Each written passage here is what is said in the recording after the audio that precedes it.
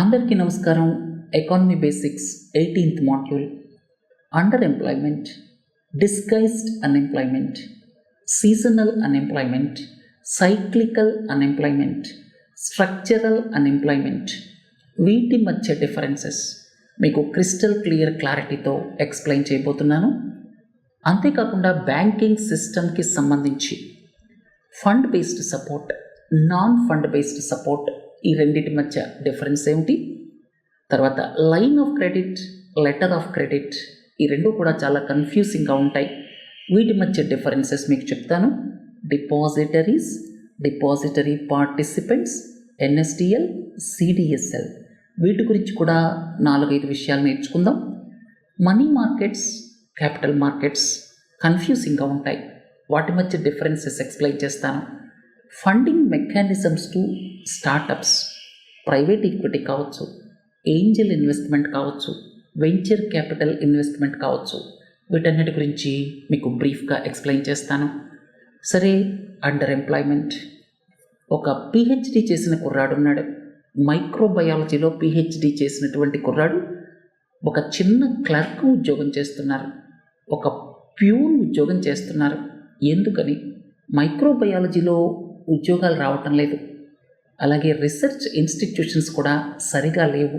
అలాంటి పరిస్థితుల్లో జీవనోపాధి కోసం ఆయన అర్హతకి తగిన ఉద్యోగం కాకుండా చాలా చిన్న ఉద్యోగం చేసేటప్పుడు అండర్ ఎంప్లాయ్మెంట్ అంటాం.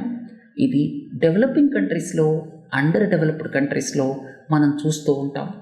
అందుకే చాలామంది బాగా చదువుకున్న తర్వాత వాళ్ళకి సరైనటువంటి అవకాశాలు ఉండవేమో అన్న ఉద్దేశంతో యునైటెడ్ స్టేట్స్ ఆఫ్ అమెరికా, అలాగే యూరప్ లాంటి దేశాలకి తరలి వెళ్ళిపోతూ ఉంటారు. అర్థమైంది కదా? తర్వాత డిస్గైజ్డ్ అన్ఎంప్లాయ్మెంట్. దీన్ని ఎక్స్ప్లెయిన్ చేయాలంటే చిన్న ఉదాహరణ చెప్తాను. ఒక ఇంట్లో 5 ఉన్నారు. 5 కూడా ఈ ఎల్డర్సే, అంటే 18 ఏళ్ళు దాటిన వాళ్ళే. వాళ్ళకు ఒక అరెకరం పొలం మాత్రమే ఉంది. అరెకరం అంటే 50 సెంట్లు. ఆ అరెకరంలోనే 5 ప్రతిరోజు వెళ్ళి పనిచేస్తుంటారు. ఆ 5లో 2 తీసేసినా కూడా టోటల్ అవుట్పుట్ ఏమీ తగ్గదు. 5 అవసరం లేదు అక్కడ, కానీ 5 పనిచేస్తుంటారు. దీన్ని ఏమంటారంటే డిస్గైజ్డ్ అన్ఎంప్లాయ్మెంట్ అంటారు. ఇంకోటి, ఒక ఫ్యామిలీ, వాళ్ళు వర్తకుల కుటుంబం అనుకుందాం. ఆ ఇంట్లో ఒక 6 అడల్ట్ మెంబర్స్ ఉన్నారు. ఒక చిన్న కిరాణా కొట్టు పెట్టుకున్నారు. ఆ కిరాణా కొట్టులో ఉదయం నుంచి సాయంకాలం దాకా 5-6 వెళ్ళి, అంటే ఆ కుటుంబ సభ్యులు వెళ్ళి ఆ కొట్టులోనే కూర్చుంటారు. వాళ్ళకు వచ్చే ఆదాయం కమెన్సురేట్గా ఉండదు. 6 బదులుగా 2 కూర్చున్నా కూడా అవే అమ్మకాలు జరుగుతాయి. దీన్ని ఏమంటారంటే డిస్గైజ్డ్ అన్ఎంప్లాయ్మెంట్ అంటారు. సో మన దేశంలో అగ్రికల్చర్ సెక్టర్లో, అలాగే ఇలాంటి చిన్న చిన్న కిరాణా షాపుల్లో డిస్గైజ్డ్ అన్ఎంప్లాయ్మెంట్ కనపడుతూ ఉంటుంది. అవసరమైన దానికంటే ఎక్కువ మంది అక్కడ పని చేయటం. తర్వాత సీజనల్ అన్ఎంప్లాయ్మెంట్. సీజనల్ అన్ఎంప్లాయ్మెంట్ అనేది మీరు ఈ అగ్రికల్చర్ సెక్టర్ తీసుకోండి. రెయిన్ డిపెండెంట్ అగ్రికల్చర్ సెక్టర్లో మోస్ట్ ఆఫ్ ద కల్టివేషన్ ఎప్పుడు జరుగుతుంది? ఖరీఫ్ సీజన్లో జరుగుతుంది. ఉదాహరణకి రైస్ కల్టివేషన్ చేశారనుకుందాం. వాళ్ళు జూన్ నెలలో వర్షాలు పడంగానే రైస్ కల్టివేషన్ చేస్తారు. ఆ తర్వాత నవంబర్ ఆ టైంలో హార్వెస్టింగ్ జరుగుతుంది. ఆ తర్వాత ఇంకేం పని ఉండదు. దీన్ని ఉంటారంటే సీజనల్ అన్ఎంప్లాయ్మెంట్. అలాగే మీరు టూరిస్ట్ స్పాట్స్కి వెళ్ళారనుకోండి. కేరళలో టూరిస్ట్ స్పాట్స్కి వెళితే కొన్ని నెలలలోనే అక్కడ టూరిస్ట్స్ వస్తారు, మిగతా టైంలో ఎవరూ రారు. అలాంటిది కూడా సీజనల్ అన్ఎంప్లాయ్మెంట్ కిందకు వస్తుంది. అర్థమైంది కదా? తర్వాత సైక్లికల్ అన్ఎంప్లాయ్మెంట్. ఇంతకుముందు లెక్చర్స్లో బిజినెస్ సైకిల్స్ గురించి మనం మాట్లాడుకున్నాం. ఇక్కడ ఎక్స్పాన్షన్, అలాగే రిసెషన్, ఇలాంటి బిజినెస్ సైకిల్ ఎక్స్పాన్షన్ ఫేజ్ కొంచెం లెంగ్తీగా ఉంటుంది. తర్వాత ఈ రిసెషన్ ఫేజ్ అది కొంచెం తక్కువగా ఉంటుంది, అంటే తక్కువ టైం ఉంటుంది అని చెప్పి కూడా మనం ఇంతకుముందు లెక్చర్లో నేర్చుకున్నాం. ఇక పీక్ స్టేజ్కి వెళ్ళినప్పుడు, ఎక్స్పాన్షన్ స్టేజ్లో ఉన్నప్పుడు ఉద్యోగాలు ఎక్కువ క్రియేట్ అవుతాయి. ఇక కాంట్రాక్షన్ స్టేజ్కి వచ్చేటప్పటికి, అంటే ఈ ట్రఫ్ స్టేజ్కి వచ్చేటప్పటికి ఎకానమీ ఎలాగో తగ్గుకుంటూ వెళ్ళిపోతుంది కదా, ఎకానమిక్ గ్రోత్ రేట్స్. అప్పుడు చాలామంది అన్ఎంప్లాయిడ్ అవుతారు. అంటే కొన్నిసార్లు ఎక్కువ ఉద్యోగాలు క్రియేట్ అవుతాయి, కొన్నిసార్లు అంటే ఇది ఎకనామిక్ సైకిల్, బిజినెస్ సైకిల్లో ఇది కామన్ అనమాట. ఎక్స్పాండ్ అవ్వటం, ఓవర్ హీట్ అవ్వటం, ఆర్బీఐ ఇంట్రెస్ట్ రేట్స్ పెంచటం, ఆ తర్వాత ఎకానమీ స్లో డౌన్ అవ్వటం. ఈ ప్రాసెస్లో ఈ బిజినెస్ సైక్లికల్ బిజినెస్ సైకిల్కి అనుగుణంగా ఉద్యోగాలు రావటం, పోవటం, తగ్గిపోవటం, ఇదంతా నార్మల్ ప్రక్రియ. దీన్ని సైక్లికల్ అన్ఎంప్లాయ్మెంట్ అంటారు. ఇక స్ట్రక్చరల్ అన్ఎంప్లాయ్మెంట్, ఉదాహరణకి United states of America, China తీసుకుందాం. 1990లో 2000లో ఏం జరిగింది? యునైటెడ్ స్టేట్స్ ఆఫ్ అమెరికాలో ఉన్నటువంటి మ్యానుఫ్యాక్చరింగ్ సంస్థలు చైనా, ఆ తర్వాత వియత్నాం లాంటి దేశాలకు వెళ్ళి అక్కడ సంస్థలు ఏర్పాటు చేశాయి. ఎందుకంటే ఆ ప్రభుత్వాలు ప్రోత్సాహకాలు ఇవ్వటమే కాదు, అక్కడ లేబర్ కాస్ట్ కూడా తక్కువ కాబట్టి. సో ఇక్కడ స్ట్రక్చరల్ షిఫ్ట్ జరిగింది. అక్కడ ఉన్నటువంటి మ్యానుఫ్యాక్చరింగ్ సెక్టర్లో ఉద్యోగాలు క్రియేట్ అవ్వలేదు. దానికంటే ఒక చిన్న ఉదాహరణ మీకు చెప్తాను. ఒక టైప్ రైటర్ మీద టైప్ చేస్తున్నారు ఒక వ్యక్తి, దాదాపు 25 ఏళ్ల నుంచి టైప్ రైటర్ మీద ఆఫీస్లో టైపింగ్ చేస్తున్నారు. ఆయన్ని టైపిస్ట్ అన్నారు. ఇప్పుడు టైప్ మెషిన్స్ లేవు కదా, ఆయన కంప్యూటర్ మీదేమో పని చేయలేరు. ఇప్పుడు అన్నీ కూడా సిస్టమ్స్ వచ్చేసాయి. సిస్టమ్స్ మీద పని చేయలేక ఆయన నిరుద్యోగిగా మారిపోతే స్ట్రక్చరల్ అన్ఎంప్లాయ్మెంట్ అంటాం. టెక్నాలజీ చేంజ్ అవ్వటం వల్ల, దానికి రిలవెంట్ స్కిల్స్ లేకపోవటం వల్ల ఏర్పడే అన్ఎంప్లాయ్మెంట్ని, అంతేకాకుండా ఎకానమీలో ఉండేటువంటి స్ట్రక్చరల్ షిఫ్ట్స్ మూలంగా అన్ఎంప్లాయ్మెంట్ క్రియేట్ అయితే దాన్ని స్ట్రక్చరల్ అన్ఎంప్లాయ్మెంట్ అంటాం. అర్థమైంది కదా? అన్ఎంప్లాయ్మెంట్కి సంబంధించినటువంటి ఈ 4-5 పదాలని మీకు క్లియర్గా ఎక్స్ప్లెయిన్ చేసిన తర్వాత, బ్యాంక్స్ కస్టమర్స్కి సపోర్ట్ ఇస్తూ ఉంటాయి. ఒకటేమో ఫండ్స్ బేస్డ్ సపోర్ట్, రెండోదేమో నాన్ ఫండ్ బేస్డ్ సపోర్ట్. అంటే 2 రకాలుగా ఉంటుంది. ఫండ్ బేస్డ్ సపోర్ట్ అంటే ఏముంది? డైరెక్ట్గా లోన్స్ ఇచ్చేయటం. అది కార్పొరేట్ లోన్ కావచ్చు, పర్సనల్ లోన్ కావచ్చు, క్రెడిట్ కార్డ్ అడ్వాన్స్ కావచ్చు, వెహికల్ లోన్ కావచ్చు, అగ్రికల్చరల్ లోన్ కావచ్చు, కార్పొరేట్ లోన్ కావచ్చు, ఇంకోటి కావచ్చు. అలాగే ఓవర్ డ్రాఫ్ట్ కావచ్చు. మనకు ఒక లిమిట్ ఇస్తారు, 10 లక్షల దాకా మీకు అవసరమైనప్పుడు వాడుకోండి. కార్పొరేట్ సంస్థలకు ఇస్తారు కదా, అవసరమైనంత వరకు వాడుకోండి, వాడుకున్నంత వరకే ఇంట్రెస్ట్ కట్టండి. అది ఓవర్ డ్రాఫ్ట్ లిమిట్ అంటాం. సో ఇక్కడ ఏంటంటే వాళ్ళు మనకి డబ్బులు ఇస్తున్నారు. ఇది ఫండ్ బేస్డ్ సపోర్ట్. ఇక నాన్ ఫండ్ బేస్డ్ సపోర్ట్ అంటే ఏమిటంటే ఒక రకమైనటువంటి గ్యారంటీ ఇవ్వటం అన్నమాట. Performance guarantee, letter of credit దాని కిందకే వస్తాయి. పెర్ఫార్మెన్స్ గ్యారంటీ అంటే ఏమిటంటే ఒక కాంట్రాక్టర్, ఒక పెద్ద రైల్వే కాంట్రాక్టర్ ఉన్నారు. ఆయన ఒక 100 కోట్ల ప్రాజెక్ట్ తీసుకున్నారు. 100 కోట్ల ప్రాజెక్ట్ తీసుకుంటే అందులో కొంత పర్సంటేజ్ పెర్ఫార్మెన్స్ గ్యారంటీ ఇమ్మని ఇండియన్ రైల్వేస్ అడుగుతుంది. ఆయనకి ఎప్పటి నుంచో స్టేట్ బ్యాంక్ ఆఫ్ ఇండియా తోటి సంబంధాలు ఉన్నాయి. స్టేట్ బ్యాంక్ ఆఫ్ ఇండియాలో ఆయన అకౌంట్ మెయింటైన్ చేయటం, కోట్లాది రూపాయల transactions state Bank of India ద్వారా జరగటం. అప్పుడు స్టేట్ బ్యాంక్ ఆఫ్ ఇండియా వాళ్ళు ఇతన్ని గమనించి అనుగుణంగా ఏ నిబంధనలు పాటించాలో పాటించి పెర్ఫార్మెన్స్ గ్యారంటీ ఇస్తారు. 1 కోటి రూపాయల పెర్ఫార్మెన్స్ గ్యారంటీ అడిగిందనుకోండి ఇండియన్ రైల్వేస్, అప్పుడు ఈ State Bank of India performance guarantee ఇస్తుంది on the behalf of contractor. ఒకవేళ కాంట్రాక్టర్ ఆ పనిని సరిగా కంప్లీట్ చేయలేకపోయారనుకోండి, ఆ 1 కోటి రూపాయలని ఇండియన్ రైల్వేస్ ఎన్కాష్ చేస్తుంది. ఇది పెర్ఫార్మెన్స్ గ్యారంటీ. ఇక్కడ డబ్బులు ఇవ్వటం లేదు, గ్యారంటీ ఇస్తుంది. అలాగే లెటర్ ఆఫ్ క్రెడిట్, ఇది కూడా non fund based support. Letter of credit గురించి ఎక్స్ప్లెయిన్ చేసే ముందు లైన్ ఆఫ్ క్రెడిట్ అనేటువంటి ఇంకొక పదం ఉంది. లైన్ ఆఫ్ క్రెడిట్ మీనింగ్ ఏమిటి? మన ప్రధానమంత్రి గారు బంగ్లాదేశ్ వెళ్ళినప్పుడల్లా లైన్ ఆఫ్ క్రెడిట్ అనౌన్స్ చేస్తుంటారు. 1000 కోట్లు, 5000 కోట్లు, ఒక 5000 కోట్ల రూపాయలకి లైన్ ఆఫ్ క్రెడిట్ బంగ్లాదేశ్కి మన ప్రధానమంత్రి గారు అనౌన్స్ చేస్తే దాని అర్థం ఏంటంటే 5000 కోట్ల రూపాయల దాకా 5000 కోట్ల రూపాయల దాకా వేరువేరు ప్రాజెక్టులకి బంగ్లాదేశ్ మన దేశం నుంచి లోన్స్ తీసుకోవచ్చు అనమాట. అర్థమైంది కదా? 5000 కోట్ల రూపాయల దాకా, దాన్ని లైన్ ఆఫ్ క్రెడిట్ అంటారు. ఇక లెటర్ ఆఫ్ క్రెడిట్ అంటే ఏమిటంటే మీకు ఒక చిన్న ఉదాహరణ చెప్తాను. ఇక్కడ ఈ కొత్త ఢిల్లీలో ఉన్నటువంటి ఒక కంప్యూటర్ మ్యానుఫ్యాక్చరర్ అనుకుందాం. ఆయన కంప్యూటర్లు ఇక్కడ చెన్నైలో ఉన్నటువంటి ఒక ఫర్మ్కి అమ్మారు. ఏయో వస్తువులు అనుకుందాం. ఆయన చెన్నైలో ఉన్న ఫర్మ్కి అమ్మారు. ఇన్వాయిస్ రేస్ చేస్తారు, అంటే అమ్మినట్లుగా అనమాట, ఇంత వాల్యూ అని చెప్పి. ఆ గూడ్స్ ఏమో పంపించేశారు బై రోడ్ ద్వారా. అయితే వీళ్ళిద్దరూ ముక్కు మొహం ఒకళ్ళకొకళ్ళకి తెలియదు.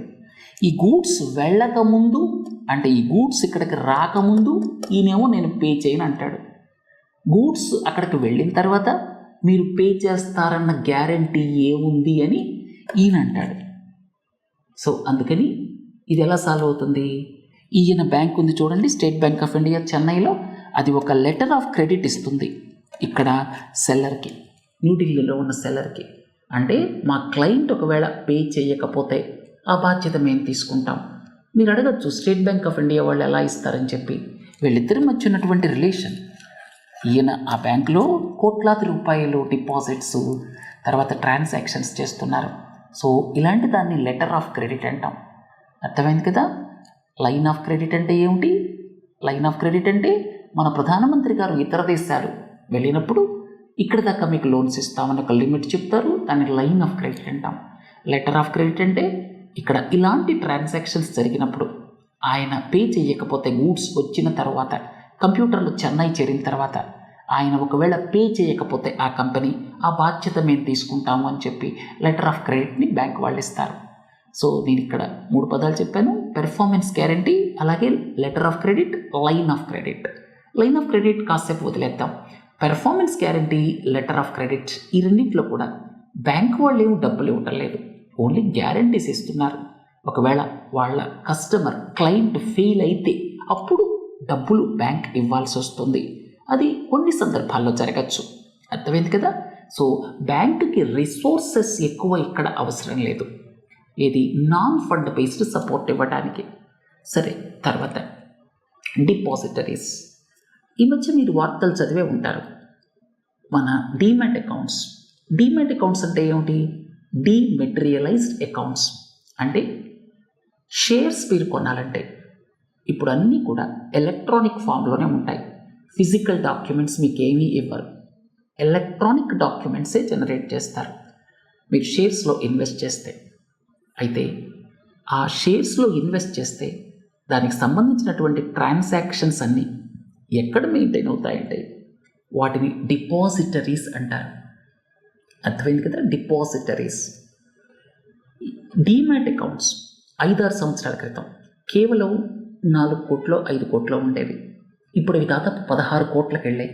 ఈ మధ్యకాలంలో చాలామంది షేర్స్లో ఇన్వెస్ట్ చేస్తున్నారు. రిటైల్ ఇన్వెస్టర్స్ ఎవరైనా ఇన్వెస్ట్ చేయాలంటే డీమ్యాట్ అకౌంట్ ఓపెన్ చేయాలి. మీరు బ్యాంక్కి వెళ్తారు, స్టాక్ బ్రోకర్ దగ్గరికి వెళ్తారు, లేదా ఇంకొక ఏజెంట్ దగ్గరికి వెళ్తారు. వాళ్ళని డిపాజిటరీ పార్టిసిపెంట్ అంటారు. కానీ మనం ఓపెన్ చేసే డీమ్యాట్ అకౌంట్, మన డాక్యుమెంట్స్ అన్నీ ఎక్కడ మెయింటైన్ అవుతాయి? ఈ డిపాజిటరీస్ దగ్గర మెయింటైన్ అవుతాయి. ఒకటేమో NSDL, National Securities Depository Limited. రెండోదేమో సెంట్రల్ డిపాజిటరీ సర్వీసెస్ లిమిటెడ్. వీటిల్లో NSDL అనేటువంటిది ఫస్ట్ ఏర్పాటు కాకబడింది. ఇది పెద్దది. దీనికంటే తర్వాత మనం ఏదైనా సరే ఒక ఎలక్ట్రానిక్ డీమ్యాట్ అకౌంట్ని ఓపెన్ చేస్తే బ్యాంక్కి వెళ్ళి నార్మల్గా ఓపెన్ చేస్తాం. బ్యాంక్ ఒక డిపాజిటరీ మాత్రమే, డిపాజిటరీ పార్టిసిపెంట్ మాత్రమే. బ్యాంక్ అనేది డిపాజిటరీ పార్టిసిపెంట్. డిపాజిటరీస్ ఎవరు ఒరిజినల్గా ఎక్కడ మెయింటైన్ అవుతుందో వాళ్ళు అనమాట. NSDL, CDSL. NSDLని ఎవరు ఎస్టాబ్లిష్ చేశారు, CDSLని ఎవరు ఎస్టాబ్లిష్ చేశారు అనేటువంటిది ఒకసారి ఇంకా డీటెయిల్స్ తెలుసుకోండి. తర్వాత మనీ మార్కెట్, క్యాపిటల్ మార్కెట్. ఈ 2 పదాలు తరచుగా వింటూ ఉంటాం. అవసరాలు ఉంటాయి కదా, దేశంలో బోల్డంత గ్రోత్ కావాలంటే మనీ సర్క్యులేషన్, అవసరాలకి డబ్బులు వడ్డీకి తీసుకోవటం, కట్టేయటం. కొన్నిసార్లు 3 నెలలకి 4 నెలలకి డబ్బులు అవసరం అవుతాయి. ఒక పెద్ద లోన్, ఒక 5,000 కోట్ల రూపాయల లోన్ శాంక్షన్ అయింది. సంవత్సరం తర్వాత డబ్బులు వస్తాయి. ఈ లోపల చిన్న చిన్న పనులకి 6 నెలలకో 3 నెలల కాల వ్యవధికో లోన్స్ అవసరం అవుతాయి. ఇట్లా కాల వ్యవధి మారుతూ ఉంటుంది. ఎకానమీలో ఇచ్చేవాళ్ళు ఉంటారు, తీసుకునే వాళ్ళు ఉంటారు. మనం బ్యాంకులో డిపాజిట్ చేస్తాం. ఆ బ్యాంకులో ఉన్నటువంటి డబ్బుల్ని రకరకాల కస్టమర్స్, ఇండస్ట్రియలిస్టులు కావచ్చు, తర్వాత ప్రాజెక్ట్ ప్రపోనెంట్స్ కావచ్చు, అలాగే సింగిల్ కస్టమర్స్ కావచ్చు, వాళ్ళకి బ్యాంక్ వాళ్ళు లోన్లు ఇస్తాయి నిబంధనలకు లోబడి. అయితే ఇక్కడ మనం మాట్లాడుకునేది short term loans, long term loans. Short term loans ఏవైనా సరే ప్రాజెక్ట్స్ కానీ లేకపోతే ఫైనాన్షియల్ అవసరాలు, ఫైనాన్షియల్ మార్కెట్ ఏదైతే ఉందో ఫైనాన్షియల్ మార్కెట్లో అప్పు తీసుకునే వాళ్ళు ఉంటారు, ఇచ్చేవాళ్ళు ఉంటారు. షార్ట్ టర్మ్కి తీసుకోబడేటువంటి లోన్స్ అన్నీ కూడా మనీ మార్కెట్ కిందకు వస్తాయి. అంటే తక్కువ టైంకి 3 నెలలకి, 6 నెలలకి, 10 నెలలకి, సంవత్సరం లోపల, ఇవన్నీ మనీ మార్కెట్ ఇన్స్ట్రుమెంట్స్ అంటాం. ఇక సంవత్సరం అంతకంటే ఎక్కువ డ్యూరేషన్ ఉంటే క్యాపిటల్ మార్కెట్ అంటాం. అర్థమైంది కదా. తర్వాత ఇక్కడ మీరు చూడొచ్చు, ఇవేమో షార్ట్ టర్మ్ ఫండ్స్, ఇవేమో లాంగ్ టర్మ్ ఫండ్స్. ఇక మనీ మార్కెట్, క్యాపిటల్ మార్కెట్ రెండు కలిపితే financial market. Money market instruments గురించి మీ అందరికీ తెలుసు, తక్కువ కాల వ్యవధికి ఉన్నటువంటి ఇన్స్ట్రుమెంట్స్ అన్నమాట. చాలా రకాలుగా ఉన్నాయి కదా. ఉదాహరణకి ఓవర్ నైట్ రెపో దగ్గర నుంచి ఇవాళ తీసుకొని రేపు పే చేస్తారు. అలాగే మీకు ఈ certificate of deposit, commercial paper, ఇట్లా రకరకాల ఇన్స్ట్రుమెంట్స్ ఉన్నాయి. కమర్షియల్ పేపర్ అంటే ఒక స్థాయి రేటింగ్ ఉన్నటువంటి ఒక కార్పొరేట్ సంస్థ ఒక నోట్ రాసి, ప్రామిసరీ నోట్ రాసి 100 కోట్లు 1000 కోట్లు తక్కువ వ్యవధికి బారో చేయడాన్ని కమర్షియల్ పేపర్ అంటాం. తర్వాత బ్యాంక్స్ తక్కువ కాల పరిమితికి మార్కెట్ నుంచి లోన్స్ తీసుకోవడాన్ని సర్టిఫికెట్ ఆఫ్ డిపాజిట్ అంటాం. ఇవన్నీ మనీ మార్కెట్ ఇన్స్ట్రుమెంట్స్. ఇక్కడ ఒక ముఖ్యమైన విషయం ఏంటంటే మనీ మార్కెట్ ఇన్స్ట్రుమెంట్స్ని Securities and exchange board of India regulate చేస్తుంది. మనీ మార్కెట్ ఇన్స్ట్రుమెంట్స్, మళ్ళీ రిపీట్ చేస్తున్నాను, మనీ మార్కెట్ ఇన్స్ట్రుమెంట్స్ని Reserve Bank of India regulate చేస్తుంది. అలాగే ఈ క్యాపిటల్ మార్కెట్ని Securities and exchange board of India regulate చేస్తుంది. మళ్ళీ ఈ స్టేట్మెంట్ని రిపీట్ చేస్తున్నాను, మనీ మార్కెట్ ఇన్స్ట్రుమెంట్స్ని Reserve Bank of India regulate చేస్తుంది. అన్ని రకాల మనీ మార్కెట్ ఇన్స్ట్రుమెంట్స్ ఆర్బీఐ రెగ్యులేషన్లోకి వస్తాయి. క్యాపిటల్ మార్కెట్ ఇన్స్ట్రుమెంట్స్ ఏవైతే ఉన్నాయో అవి ఇక్కడ securities and exchange board of India SEBI పరిధిలోకి వస్తాయి. ఇక గవర్నమెంట్ సెక్యూరిటీస్ మార్కెట్ ఏదైతే ఉందో దాన్ని reserve Bank of India regulate చేస్తుంది. లేకపోతే రిజర్వ్ బ్యాంక్ ఆఫ్ ఇండియా ద్వారా గవర్నమెంట్ సెక్యూరిటీస్ మార్కెట్ ఏదైతే ఉందో అది రన్ చేయబడుతుంది అన్నమాట. అర్థమైంది కదా. ఇది మేజర్ డిఫరెన్స్. ఇక స్టార్టప్స్కి సంబంధించిన ఫండింగ్ ఎన్ని రకాలుగా ఉంటుందో చూడండి. ఒకటి ఏంజల్ ఇన్వెస్ట్మెంట్, అంటే స్టార్టప్ అప్పుడే స్టార్ట్ అయింది, అసలు లాభాలు వస్తాయా రావా, వాటి పొటెన్షియల్ ఎంత ఉంది అనేది తెలియదు. అలాంటి సందర్భంలో చేసే ఇన్వెస్ట్మెంట్ని ఏంజల్ ఇన్వెస్ట్మెంట్ అంటారు. చాలా తక్కువ ఉంటుంది అమౌంట్, 10 లక్షలు 5 లక్షలు ఇలా ఉంటుంది. తెలిసిన వాళ్ళు, రిలేటివ్స్ అలాంటి వాళ్ళు చూద్దాం ఏం జరుగుతుందో అని కొంత షేర్ హోల్డింగ్ తీసుకొని డబ్బులు పెడతారనమాట. వెంచర్ క్యాపిటల్ ఒకసారి హై గ్రోత్ పొటెన్షియల్ ఉంది అని ఎస్టాబ్లిష్ అయిన తర్వాత $1 or $2 మిలియన్ లేకపోతే ఒక $5 మిలియన్, $10 మిలియన్ ఈ వెంచర్ క్యాపిటల్ ఫండ్స్ అని ఉంటాయి, వాళ్ళు తెచ్చి ఇన్వెస్ట్ చేస్తారు ఇక్కడ. అర్థమైంది కదా. ఇది వెంచర్ క్యాపిటల్. ఇక థర్డ్ స్టేజ్, కంపెనీ బాగా పెద్దదైపోయిన తర్వాత అప్పుడు ఈ ప్రైవేట్ ఈక్విటీ సంస్థలు ఉంటాయి, వాళ్ళు అందులో ఇన్వెస్ట్ చేస్తారనమాట. సో మీరు ఏంజల్ ఇన్వెస్ట్మెంట్ అన్నా, అలాగే వెంచర్ క్యాపిటల్ అన్నా, అలాగే ప్రైవేట్ ఈక్విటీ అన్నా కూడా ఇవన్నీ కూడా ఆల్టర్నేటివ్ ఇన్వెస్ట్మెంట్ ఫండ్స్ కిందకి వస్తాయి. ఇవి స్టార్టప్ ఇన్వెస్ట్మెంట్ మెకానిజమ్స్ అనమాట. తర్వాత ఆల్టర్నేటివ్ ఇన్వెస్ట్మెంట్ ఫండ్స్ని securities and exchange board of India regulate చేస్తుంది. సరే, ఈరోజు ఎకానమీ బేసిక్స్ ఇంతటితో ముగిద్దాం. నమస్తే.